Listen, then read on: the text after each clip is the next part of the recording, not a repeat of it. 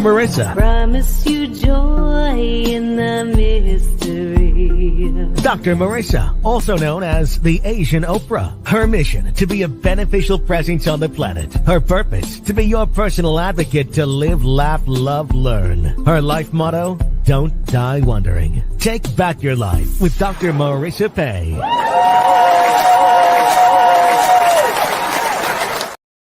And welcome. You're tuned in to Take My Advice. I'm not using it. Get Balanced with Dr. Marissa, the morning show here on CNBC News, NBC News, and NBC Sports radio station, KCAA, home to the Asian Oprah, AM 1050, FM 106.5, and streaming everywhere. iHeartRadio, Spotify, Stitcher, iTunes, TuneIn, Audible, Amazon Music, and Rumble, Tiki Live, Podchaser, and about 28 other platforms that I haven't had enough coffee to remember. But I'm so glad that you're here. This is a show about hope and happiness.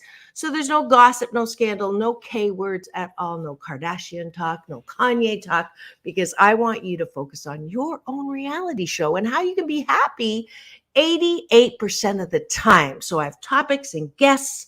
If you missed my interviews last month with Dr. Michael Bernard Beckwith, founder of Agape, Layla Ali here for the second time, a whole host of beautiful, intelligent, wonderful people. And today's no exception. But it is one of my special series, which I love to do, which is called Happiness Coaching on the Air. And anyone can get a free coaching session if you'd like to volunteer to be a victim. I mean, a volunteer to work with me on the air. And I take you through my life balance coaching process for one session to look at what we can do in a very focused laser way to bring up your numbers in happiness ratings. So that's what we're doing today. And you can see my victim, I mean volunteer, the beautiful Lizzie that I got to meet at an event a couple of weeks ago, I think, at John Shin's. We were talking, I was speaking there on how we can be wealthy, how we can be more financially prosperous, and also emotionally and self-care prosperous. So that's what we're talking about today. And so welcome, Lizzie. Thank you for volunteering to come on and have at me to see if I can help you with your happiness. So welcome to the studio.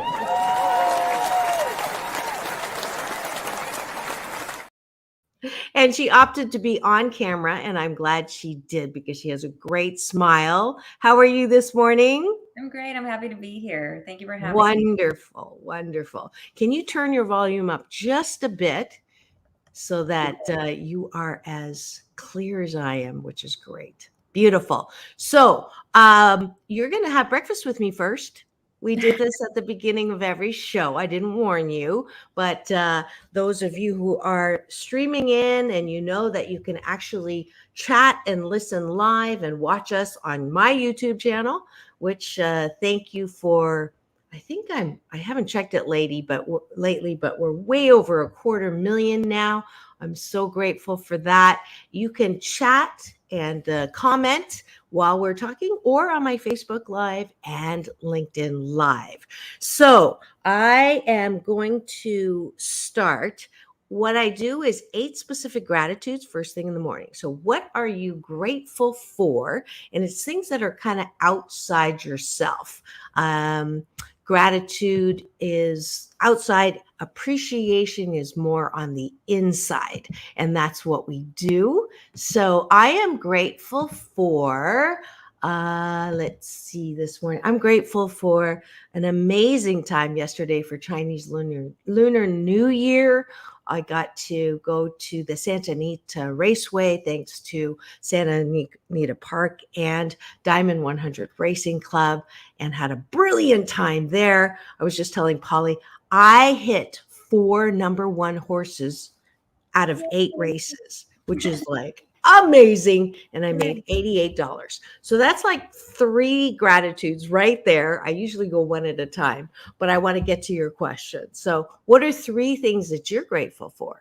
I am grateful for my new community, for new friends, and for being able to enjoy my time with them. Yay. And I like to get specific. Could you name one friend in particular? Robin, my new friend Robin, she's great. She's my Pilates friend, and we went plant shopping. We went to grab coffee and talked Yeah. about pretty much everything. It's fun. Perfect. Perfect. And I'm grateful for all the beautiful people that I met when I spoke on John Shin's stage for his financial group, the Axiom group. That was on Saturday. I had a big weekend. And so a shout out to them. I'm grateful all the people who I sold out of my book, 8 Ways to Happiness, while I was there. And it was a beautiful time. So I'm grateful for that. Wonderful. And last gratitude for you. I am grateful to be here today. Yay! Wonderful. Now we go to the bottom of the bun. Now, the bottom of the bun is appreciation. Those are the things that we like about ourselves. So sometimes we are told, especially women, to, play small, don't be too big, especially when you're dating. I was told by Dr. Pat Allen, do not tell your prospective first date what you do. You want to play small, and I don't know if I actually agree with that. I think that we really need to own who we are and be happy and proud of who we are. So I appreciate that I know when to hold and I know when to fold most of the time. So I'll say that. Go ahead. What do you appreciate about yourself? I appreciate that I'm giving myself the time to experience and do new things. Beautiful. I appreciate that I am continuing to be on my love my body journey.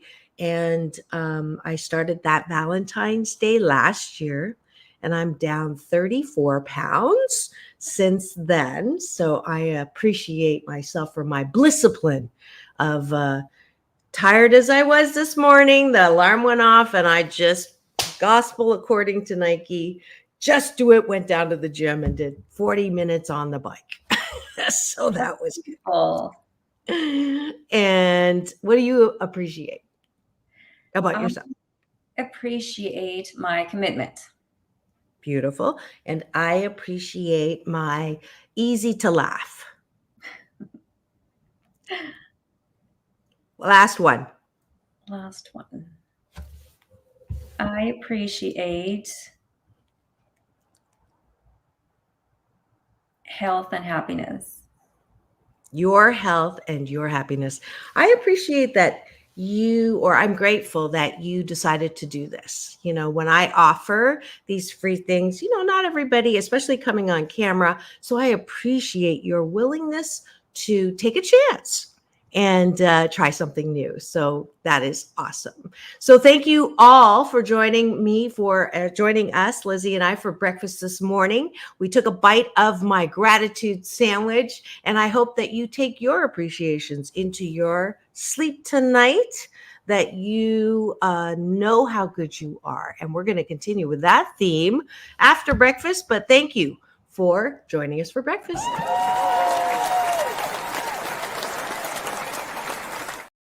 And now we are going to get into the meat of today's show, happiness coaching.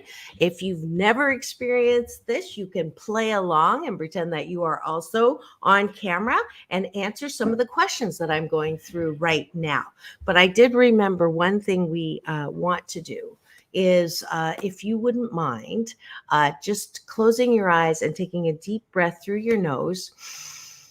And we're going to send out a breath of peace and comfort to all those impacted by the horrific shooting that happened in Monterey Park, and all the families. And I actually know some people who, Lauren Woods, I know through Agape, and she is actually a teacher at that dance club. And so I also know a former client, Charn Wong. I hope he was not. I don't know who the victims were, but I also know he was a big ballroom dancer in that area. So just holding the people with peace and with comfort and love and healing as we move through this tragedy.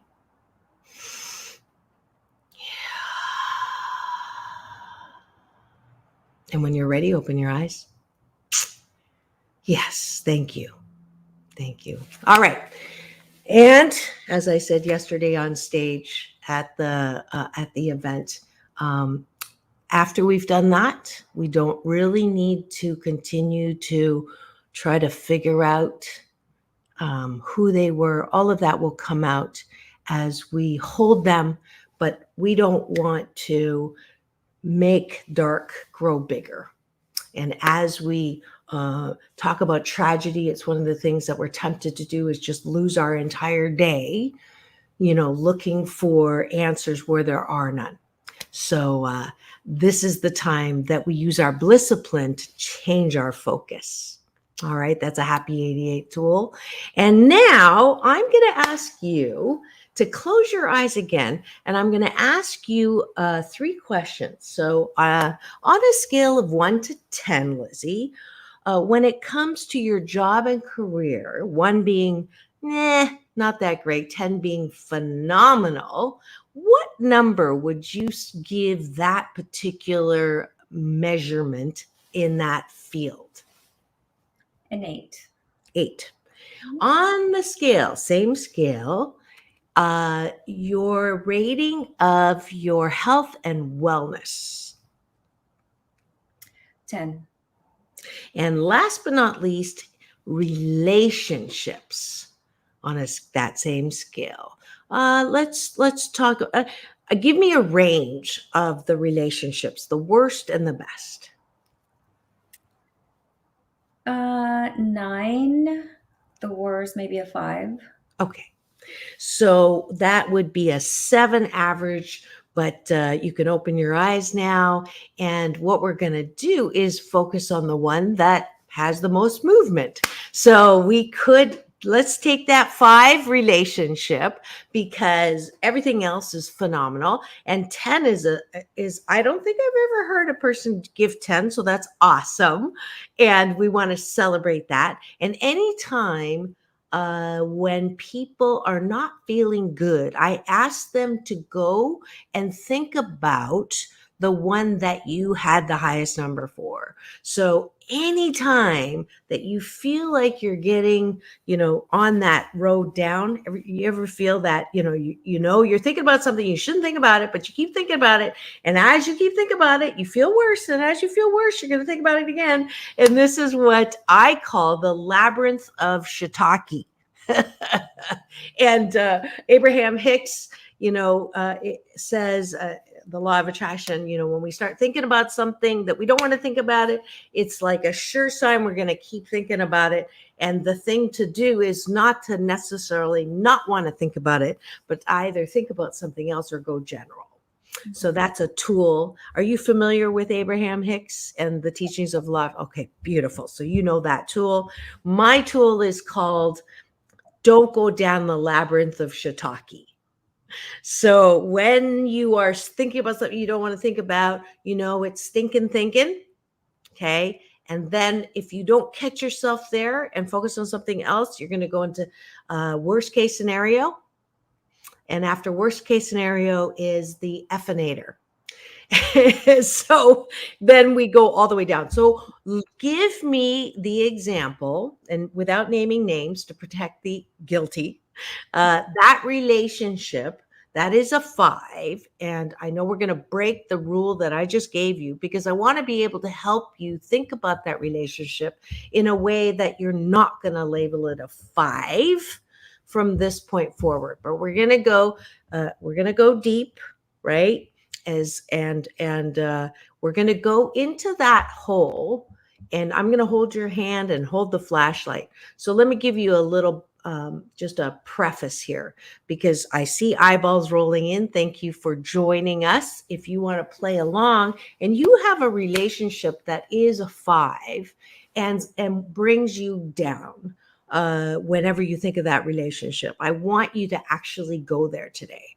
A lot of people don't want to go there. And so there's this big black hole in front of you, and everybody has that hole. No one is exempt.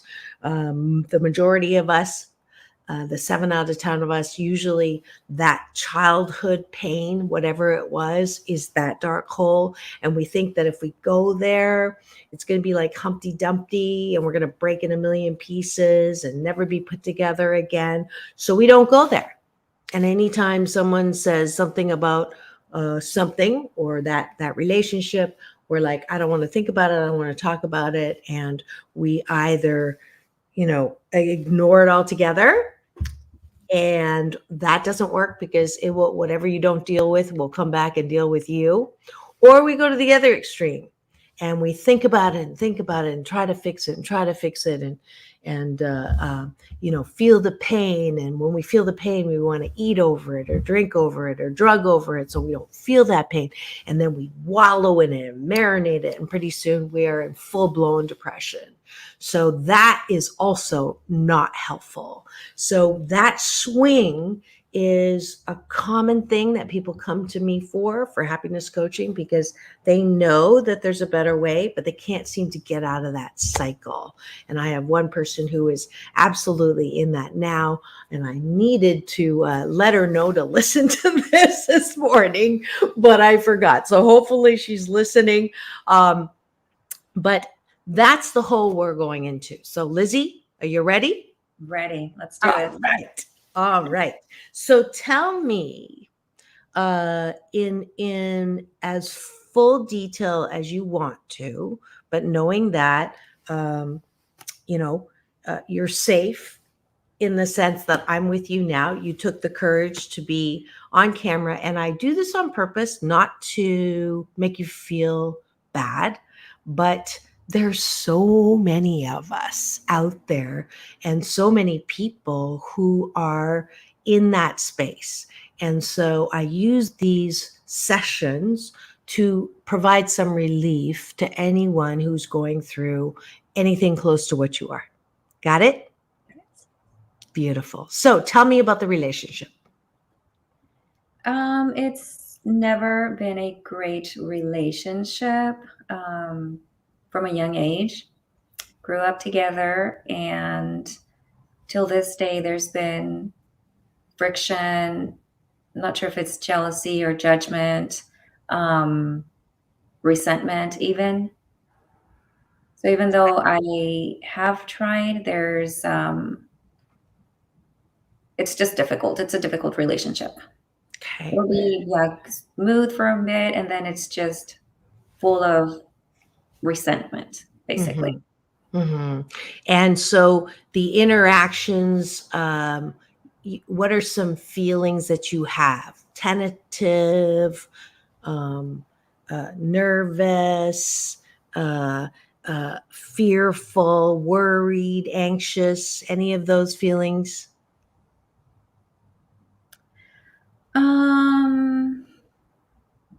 No, maybe just anger. Just Anger. Okay. It's a big one. Yeah. I am not angry. Okay, good. So I'm guessing it's a grow up relationship. So a sibling or a best friend or somebody at school. So we won't name them. But so you probably had interactions that played into all of this when you were younger, and then when you had a choice, you didn't have to be with that person anymore. Sometimes avoidance is the best strategy. And I'm guessing that you've tried to fix the relationship or tried to, have you ever gone in and said, I want a better relationship with you, and then tried that, or have we gotten that far yet? Yeah, it is a sibling. So even when she was a baby, I remember, because I'm older, I remember my cousin, just not letting me be near my sister, not letting me be close by.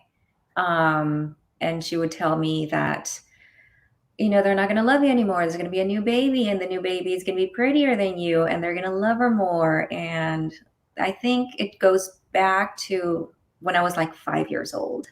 So I Wow. have tried to work on that relationship. I have tried talking to her, but we are just different people. She's not very open, and it's just difficult to get through and not feel like I'm imposing or pushing. So there's that boundary, that barrier even. So the cousin is also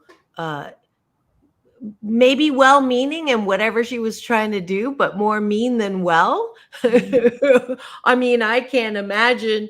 I don't understand quite why she would do something like that or say something to that end to you. But if you're remembering this from 5, how old was your cousin when she said that? Maybe 10. And okay, so she was older. Yeah, a little bit older. Okay. And how's your relationship with her? Oh, we're fine. Okay. Have you ever said to her, why did you say that to me? No, never. Never. Okay. Would she remember, you think? I don't know. Maybe. Okay. And is her relationship with your younger sister close? They have a good relationship. They have a good relationship. Okay, so that's interesting. So they have a better relationship than you have a relationship with her. Mm-hmm. Okay, so your cousin wanted a little sister. I don't know. She has other siblings. I mean, it's a big family, so she had younger siblings. Yeah. Okay, but for some reason, that stuck in your mind that she said that to you, and then she ends up having a better relationship than you do. That's interesting to me. Okay, so okay, your younger sibling, do you remember having a feeling of love and big sister adoration to her when you were young and she was young? Oh, yeah. Yeah. And she's 5 years younger? 5 years younger, yeah. 5 years younger. Okay. And when was the first time when you began to feel that push away? From her? Well, I think it came from me first. I was about maybe 10 years old when she wanted to be around me, and I was just like, no, I would rather hang out with another cousin. We were about the same age. And so I felt like I didn't like my sister at that point. Mm. And did that ever change, or it just kept growing from that point? It just kept growing. Mm. So this is, it always takes two, doesn't it? In a relationship, it's just not a one person, when this is the salute, right? Who's at fault? But there's no fault here. So I would love to hear if you could communicate with her, if there were no blocks right now, what would you say to her? What from your heart? What would you say to her? I'm sorry? I love you. I love you. Yeah. What else? It hurts that we cannot bond, that we don't have that tight relationship. And that trust. I'm sorry? The trust. The trust. And if I could have done it different when we were little, what would you have done? What would you, Lizzie, have done? I would have spent more time with her and played with her and treated her more like a friend. Biden her. have adventures together, just be around each other, be close. Mm-hmm. You wouldn't have pushed her away to play with your older cousin, probably. Yeah. And you would have probably wanted her to know how special she was. What is special about your sister? What do you love? When you were young, go back to when you were young, take away the blocks. What did you love about her? Things that you remember that would make you smile. She has a kind heart. She has a really big, kind heart, and she was always giggling and laughing and just like making fun of just silly little things. She was always happy. Mm. And what were some fun things that you wish you had done with her that you didn't do? Probably experienced those laughs. Just giggled with her nonstop. Hmm. And any place you would have taken her that you remember that she really wanted to go?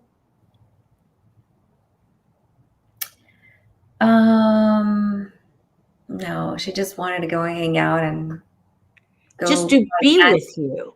Be Yeah. with you. Yeah. So it so is so what I'm asking you to say, thank you for that caring. Somebody gave us a finger, a thumbs up, and a care emoji. Thank you for that. And feel free to comment, and I'll put your comments up or questions as well. What I'm eliciting from you is the person that you are at the core of who you are. And that is balanced, centered Lizzie.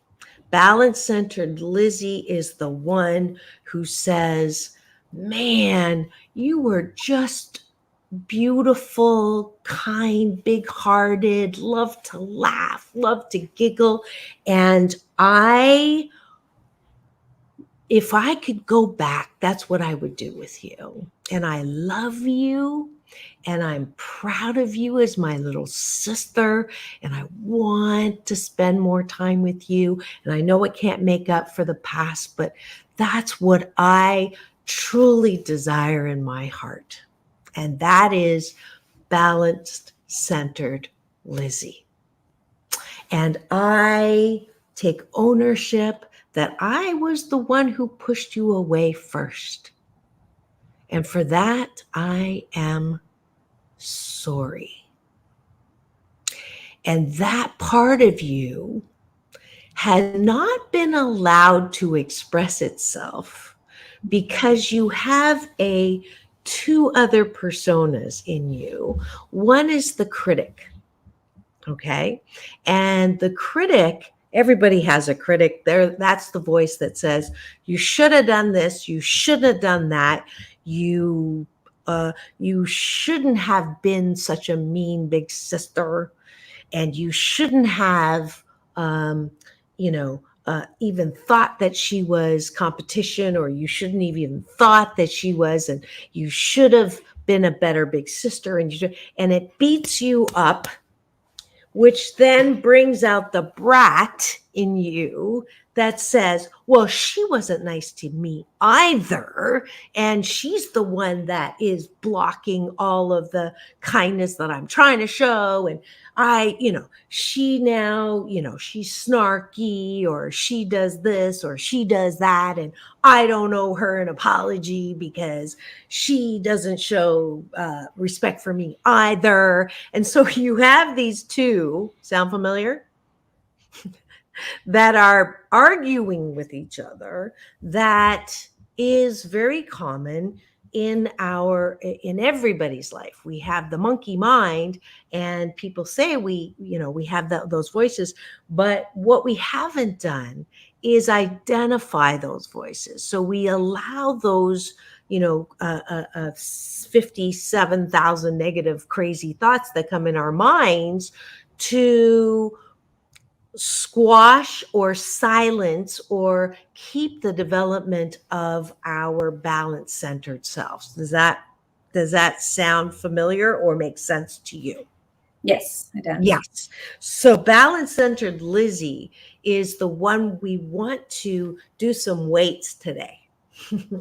We want to exercise and create a strength in you that you drive your life car. So the critic, when the critic comes up, and which ones of those statements that I just said of the critic come up in your head? Um, I don't know. I think I'm really just hung up right now on because I never realized that it was me who pushed my sister away. Mm. And she has brought it up throughout the years, and she has said, well, you didn't want to hang out with me. You didn't like me. You liked her, my cousin, more than you liked me. And I always made an excuse. And I said, well, yeah, you were a tattletale. I couldn't take you with me because you would go home and tell my parents. Um, so yeah, just making up excuses not to validate what she was feeling and how she was trying to express and communicate that she needed me and I was not there for her. Now that's from balance centered Lizzie. You're taking ownership of that. And this is like a huge shift. I feel it. My Yeah. fingers are tingling. And I want you to put your hand on your heart. And there's a little girl part of you that felt sad when you were a kid. And that part is also being affected right now as we're going through this exercise. And she's the one that she feels like crying. Yeah. Yeah. And I want you to let her cry right now. Okay. Tears are the disinfectant that keep your heart soft. You're going right now through a major melting. Okay. A part of yourself that's been hard. It's been hard on you. It's been hard on her. It's been hard on others. Most of all, it's been hard on you. So I want you to just breathe into that space and close your eyes and release. Soft shoulders, soft elbows, soft knees. Another deep breath in. And releasing all the stories and the drama, all the things that you want to stop thinking and stop feeling, and just allow yourself to feel. Just sit with that hurt, sit with that hardness, feel it moving, feel it shifting. You don't have to protect yourself. You don't have to feel afraid. You don't have to feel put upon, and just allow yourself to feel the warmth and the connection. The last breath, take a deep breath in. You're going to connect with me. You're going to connect with your sister energetically with the love and the chi, the eternal energy that is out there connecting us all through breath. That eternal thing called love and peace and joy that we all tap into, and the connection. Do you feel it? Yeah.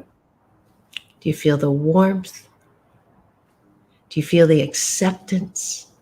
Lizzie, little Lizzie, that's the little girl part of you. You know, all the stuff that you went through, good, bad, and, all of that. Not all of it felt good, but all of it was for you, that developed you into the beautiful, balance-centered Lizzie that you are. Take a breath. And balance-centered Lizzie, I want to say, I'm going to have you repeat these words, and you're going to repeat them to little Lizzie. And just say, little Lizzie, say, I love you. I love you.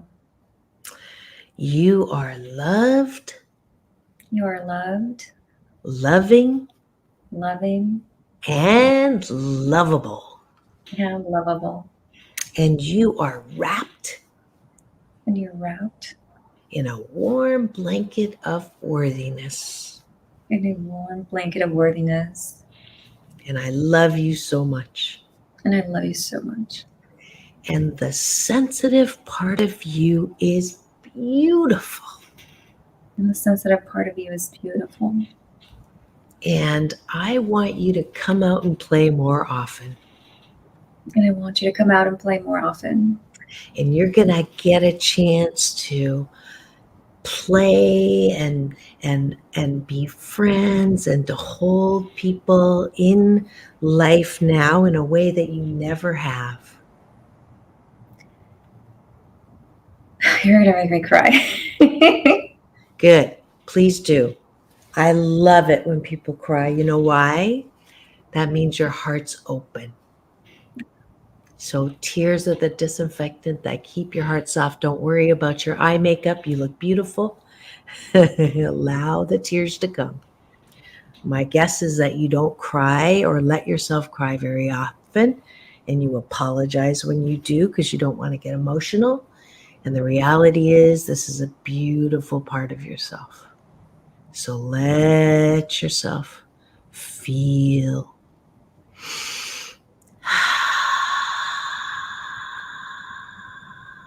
Feeling, just allow yourself to feel. It's a beautiful feeling. Just sit with that beautiful part of you. That's soft, that's safe, that's sweet. Doesn't have to take prisoner's side of you. And that's the side that is so beautiful. It's the sensitive side, and sensitivity is 100% correlated with creative. It's the side of you that loves to do yoga. It's the side of you that loves to paint or write. So I want you to have a date with little Lizzie once a week. Watch a sad movie. Let yourself cry. Let yourself be sensitive and soft. And one last deep breath in. And in that exhale, I want you to put little Lizzie behind you, and you're going to buckle her in the car that's driving your joyride of life.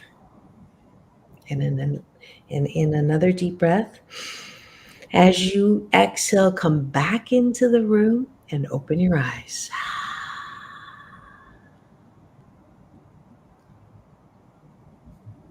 Beautiful.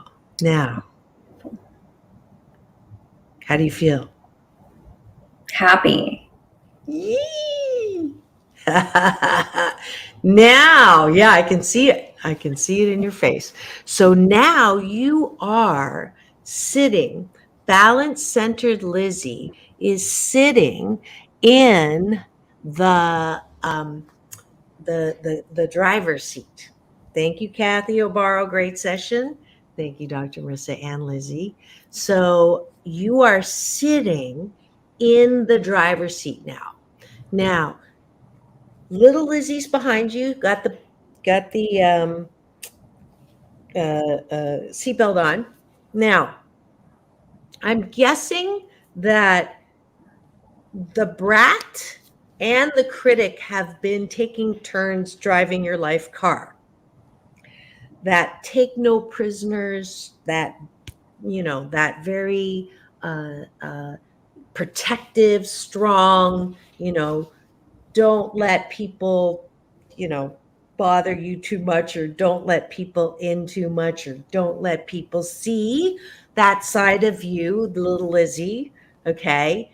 That's a combo between the critic and the brat. Okay. So what I'd like you to do is, so everybody says, if you hear voices in your head, you're crazy. You're crazy. Right. You've heard that, right? You need to go 5150, go to the psych ward. But Right. I believe that everybody has voices in their head. whether you're aware of them and you can soothe them is whether you'll go crazy or not. Because if you let your critic drive your life car most of the time, and I would say that almost 100% of the people that come to me have the critic that is sitting in that driver's seat, always judging what you say, what you do, always like self-conscious about how you're acting. Anytime you say something, it'll sit back and go, oh, did you say the right thing? Or who's approving of you, who's liking you literally on social media, who doesn't like you? Should you say that? Shouldn't you say that? And that critic can drive you over the cliff of your life car. So um, that I don't know. Would you say that's the one been driving, or the brat is the one who's the sabotager? So the brat's the one that says, "What do you mean I gotta apologize? What do you mean I can't eat that? What do you mean I have to call that person? I don't feel like it. I'll do it tomorrow." Or that's stupid. Or criticizing people. Oh my God, I'm glad I don't look like her. That's the brat. So tell me the percentage of who's driving in that car, in your car. Probably the critic. Okay. Most Yeah. of the time. Yeah, but I feel like I've been doing a good job of just silencing those voices and just asking myself, what are you gaining from the situation? Why are you torturing yourself that way? You deserve so much more. So stop. Good. Very good. So that is balance centered Lizzie. Okay. And I want you to give the name to the critic because I don't want you to silence her. So that would be the one shift, because people say throw the critic into, out the window, run over her, kill her, murder her. And I'm like, no, no, no, no, no, no, no. Your critic is your friend. You can make your critic your friend by appreciating what the critic did, because the flip side to every critic is protection. Because if you did not have your critic when you were a kid, you'd probably be dead. So the critic is the one that told you, do not run across that street when a car is coming. The critic is also the one that said, do not put your hand on that hot stove. So we would have red burnt hands or be run over like a pancake if we did not have that critic. And if you grew up with childhood trauma, the critic is also one that gave you coping devices to maneuver the white rapid situations that you're in. So you want to embrace your critic. You want to thank your critic for everything that it taught you to do to survive. So we don't want to silence critics at all. We want to, because most of the time the critic, I have a hair in my eye.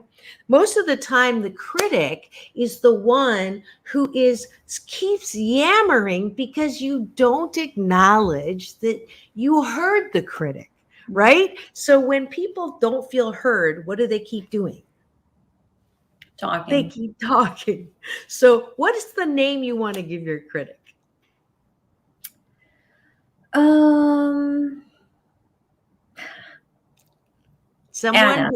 Someone who was very critical of you. Oh, someone was very critical. Yeah, don't give their name, give their initials. C. So C, good for critic. What I want you to do is put your arm around C and look at C. Hey, darling. Hey, darling. I love you very much. I love you very much. You're very well-meaning. You're very well-meaning. But you're more mean than well. But you're more mean than well. You've been yelling and screaming and scolding me my entire life. Been yelling and screaming and scolding me my entire life. You got to be tired. You got to be tired. And I hear you. And I hear you. I get that you don't think I know what I'm doing. I get that you think that I don't know what I'm doing. And I know that you're trying to protect me. And I know that you're trying to protect me. And when I was a kid, When I was a kid, I really benefited from you.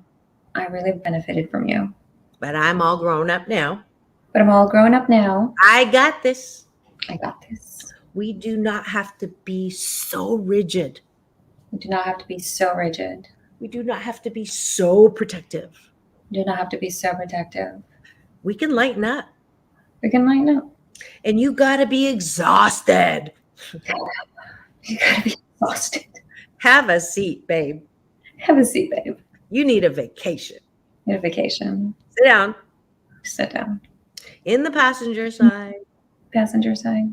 Put your seatbelt on. Seatbelt on. You can, be a front seat driver every once in a while. Give me a front seat driver once in a while. But I got this. But I got this. We are on the joyride of our life. We're in the joyride of our life. And there's so many stops. There's so many stops. So let's go. So let's go. Beautiful.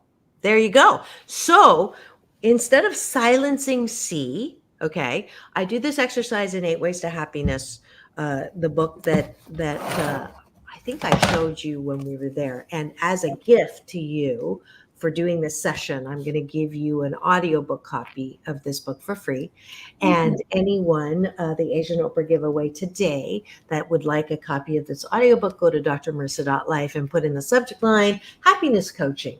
And you can also sign up there if you'd like to be my next victim/volunteer. We do this on Mondays. So there's a exercise called the insulting game. Now, the insulting game is all the things that the critic says to you that are well-meaning. And I want you to write them down, because what happens is when C wakes up and starts, trying to front seat drive, you can say, C, thanks, I got it. You think that I am too fat, or you think I'm not smart. I've heard this before from you. Look on this, it's number 6 and number 7. And I heard you. It's not true. I got this. It may have been true for that thing that I did a long time ago, but no one's perfect. And I'm 88% fabulous. So I got this. Have a vacation. Go put something in your mouth. So you literally talk to your critic and humor her. Okay. So 12% of the time, let her come out. 12% of the time, go people watch and make fun of people in your head. Don't do it out loud. All right. And then for the brat, same thing. Ready? Oh, what do you want to call your brat? What was the nickname? Oh, usually people use their full, when you're called by your parents and they use your full name when you're in trouble. So sometimes that is what we call the brat. What name? Pardon? Our full name. Yeah. So what is it's Elizabeth? Elizabeth. So Elizabeth is your brat. Okay. So Elizabeth would be the one that says, I hope that my little sister doesn't watch this because I don't want her to know that I take ownership, that I was the one who first pushed her away. Okay. That's what Elizabeth is saying. Elizabeth is saying, yeah, but you may have started it, but she ended it. That's still, that's not, and she did this and she did that and all of that. So your brat is the one that will not take ownership, will point fingers, will do things that are not going to help you. Like, it may be fun for the moment, right? But has consequences. So brats are very alive and kicking for people who are in addiction. So addicts have such a strong brat that the brat drives all the time. And there's so many consequences. So when people come to me with addictions, that's who we're working with, is the brat, because Yeah. the brat doesn't care. Right? Yeah, that makes sense. I'm sorry? That makes sense. Yes. So same thing. Put your arm around Elizabeth. Hey, darling. Hey, darling. Love you so much. I love you so much. I love your sense of fun, I love your sense of fun. because that's the flip side to being a brat. That's a flip side to being a brat. And I don't think I've had a lot of fun, And I don't think I've had a lot of fun. because when the critic's driving, when C is driving, we don't have fun. I would have fun. And I want to have more fun. And I want to have more fun. So I promise you can come out and play. So I probably will come out and play. However, when you want to do something that hurts us, we want to do something that hurts us. I'm going to ask you to not speak. I'm going to ask you to not speak. And I'm going to ask you to be less protective and mean. And I'm going to ask you to be less protective and mean. I'm going to ask you to apologize more. I'm going to ask you to apologize more. Because I love you. Because I love you. And I know deep down you want what's best for all of us. And I know deep down you want what's best for all of us. Sit down. Sit down. I'm going to have you sit over here, diagonal behind me, so I can keep my eye on you. I would have you sit back there diagonally so I can keep an eye on you. Fasten your seatbelt. Fasten your seatbelt. Here we go on the joyride of our life. Here we go on the joyride of our lives. Take a breath. And release, integrating all into balance-centered Lizzie, who is now at the driver's seat on the joyride of her life. How do you feel? On a scale of 1 to 10, when I ask you to rate your relationship, what do you say? The same one. An 8. Perfect. So your homework is to have this conversation and to write a letter. You don't have to necessarily send it. I don't even want you necessarily to have a sit down powwow yet. I just want you to see her and get some experience of feeling this way towards her. She's not going to change. She still has all the buildup from all that has happened. You may want to send this link to her, okay, when you think she's ready.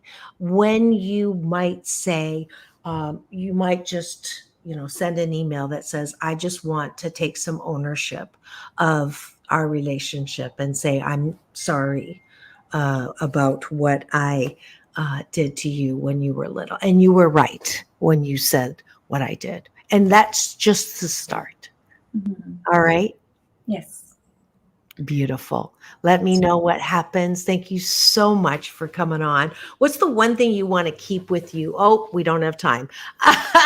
The clock just switched. I'm going to ask you to do this with me. At the end of every show, I say peace in, peace out, world peace through any inner peace. Thank you so much, Lizzie, for allowing me to do some happiness coaching with you.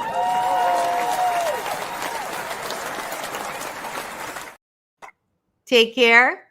I thank you. I enjoyed it very much. Good. That's beautiful. And a reminder to you, tomorrow we have my special series with Yorona Boster. It is Loss, Love, and Living, as well as giving away Herman tickets. And to remind you to tune into Game Show Network on February 2nd. I'm going to be on the Game Switch. So that's at 7 p.m. Eastern, 4 p.m. Pacific time. Keep it tuned here to Take My Advice. I'm not using it. Get Balanced with Dr. Marissa, the morning show here on KZAA, the station that leaves no listener behind. Now go and have the best day ever.